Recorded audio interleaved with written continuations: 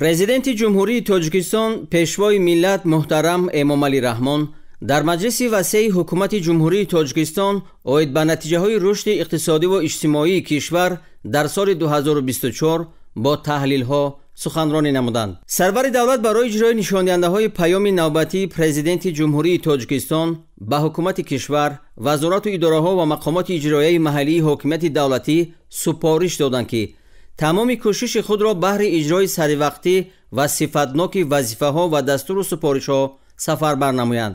роҳбари давлат муҳтарам Эмомалӣ Раҳмон ҳукумати кишвар, вазорату идораҳо ва мақомоти иҷроияи маҳаллии ҳокимияти давлатиро вазифадор намуданд ки фаъолияти худро вусъат бахшида тибқи супориши қаблӣ суръати рушди иқтисоди кишварро дар соли 2025 дар сатҳи на кам аз 8% таъмин намоянд.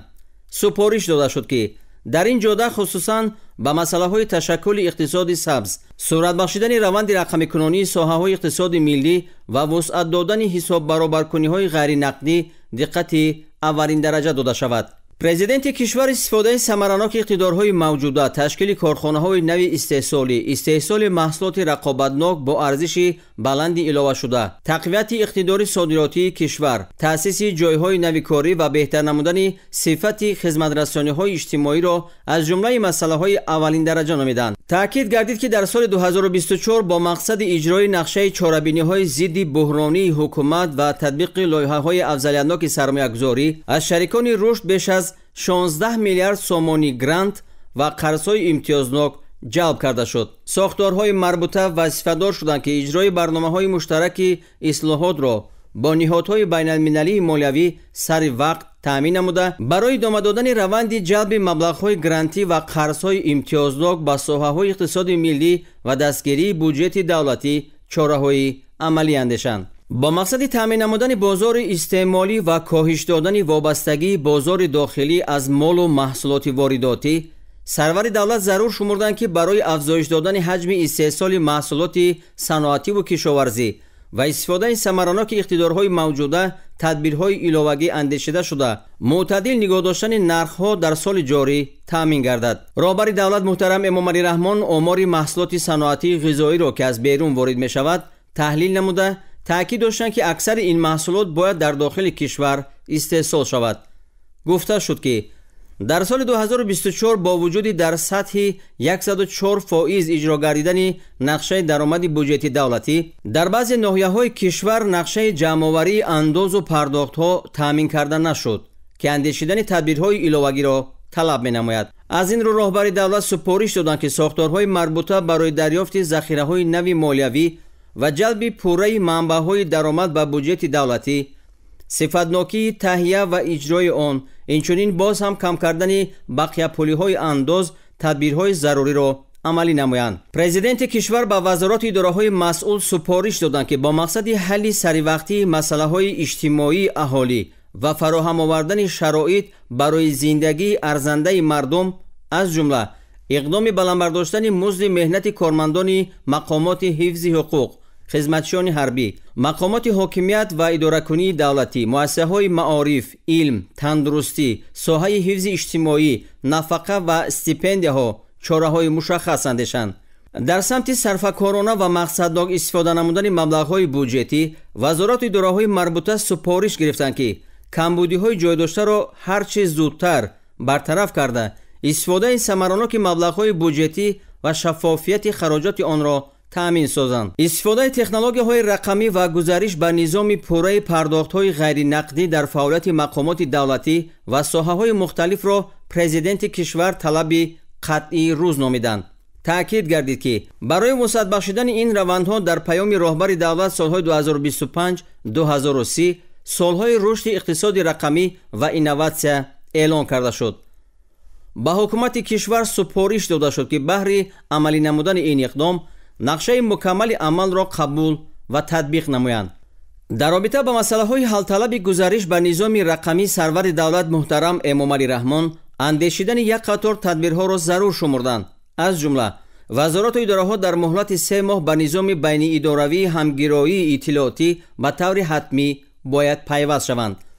وزارت اداره‌های خدمترسان تا تشکل دادن مخزن‌ها برای انجام دادن روند فعالیت داخلدار از امکانات نظام‌های در آگنتی اینوواسیا و تکنولوژی‌های رقمی تشکل یافته استفاده نمایند و دستگاه اجرایی پرزیدنت و مقامات مرکزی حکومت دولتی با مقصد تامین نمودن فعالیت ثمرناک حکومت الکترونی گردش پره الکترونی حجت‌ها را از 1 ایول سال 2025 بر راه مانند. با ستاد جمهوری سپارش داده شد که به مسائل رقمی کنونی، خدمترسانی‌های دولتی، حساب برابرکنی غیر نقدی و حل مسائل موجوده چاره‌های فوری اندیشد. تأکید کرده شد که گرچنده پرداخت‌های غیر نقدی برای خرید مال و خدمترسانی‌ها در حجم عمومی پرداخت‌ها با استفاده از واسطه‌های الکترونی پرداخت از 6.9% سال 2019 تا 26.2% در سال 2024 رسانده شده است، ولی نتیجه مذکور حال هم قناعت بخش نیست.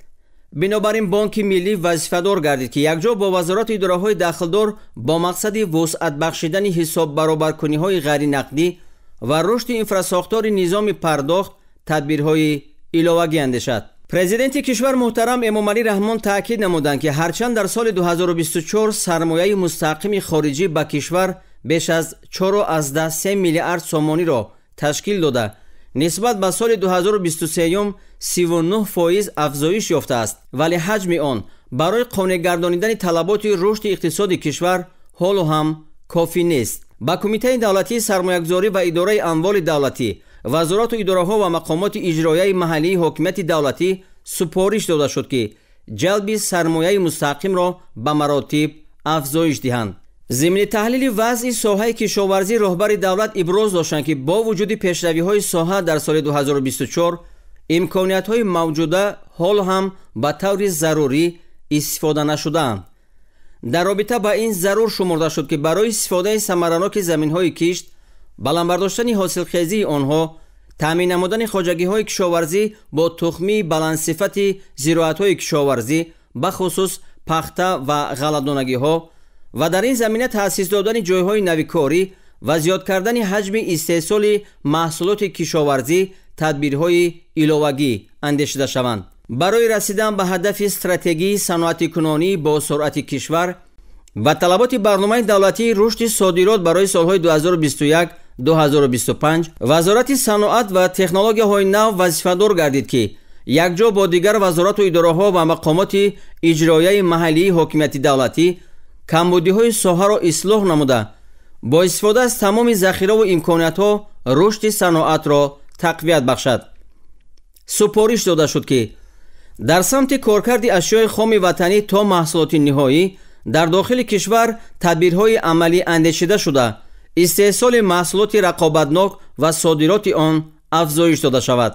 ضمن تحلیل وضع ساحه انرژتیک به خصوص تولید نیروی برق، سرور دولت محترم امامعلی رحمان تاکید نمودند که در سال حساباتی حجم استحصال نیروی برق در کشور 22.4 میلیارد کیلووات ساعت را تشکیل داد که نسبت به سال 2023 567.6 میلیون کیلووات ساعت یا 2.6% زیاد می باشد.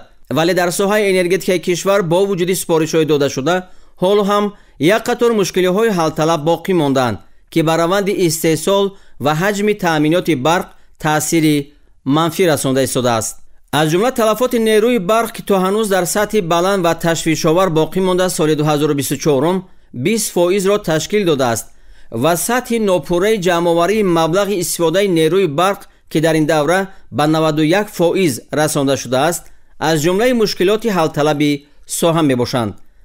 رهبر دولت محترم امامعلی رحمان وابسته به این وزارت و اداره‌های مربوطه ساحه را وظیفه‌دار نمودند که تطبیق سری وقتی و با صفت لایحه‌های کم کردن تلفات نیروی برق را تأمین نمایند. ضرور شمرده شد که دایر به هر چیز زودتر جاری نمودن نظام بیلینگی به حسابگیری پوره استفاده برندگان نیروی برق و یکجا با مقامات اجرایی محلی حکومت دولتی سری وقت جمع‌آوری کردن مبلغ نیروی برق چاره‌های قطعی اندیشیده شوند. در پیام پرزیدنت کشور تاکید گردیده است که از ماه می سال 2027 از حساب استحصال نیروی برق در نیروگاه راغون و سلسله نیروگاه‌های دریای وخش نارسایی نیروی برق در کشور پوره برطرف و تاجیکستان با استقلال کامل انرژتیکی نایل می‌گردد. وابسته به این رهبر دولت با حکومت کشور و دیگر مسئولان سپارش دادند که کارهای ساختمان را سرعت بخشند. سرور دولت محترم امام علی رحمان ضمن تحلیل وضع ساحه‌های اجتماعی تاکید داشتند که با مقصد بلند برداشتن سطح و صفت تعلیم و تربیت و عملی‌گردانی اصلاحات ساحه معارف در کشور استراتژی و برنامه‌های مختلف قبول و عملی گردیده ایستاده است. با وزارت و اداره‌های داخلدار سپارش داده شد که برای تطبیق پوره و صفتناک برنامه و استراتژی‌های قبول شده چاره‌های سریع و قطعی اندیشند. سپارش‌های دیگر به ساختارهای مربوطه برای بلند برداشتن صفت تحصیلات داده شد.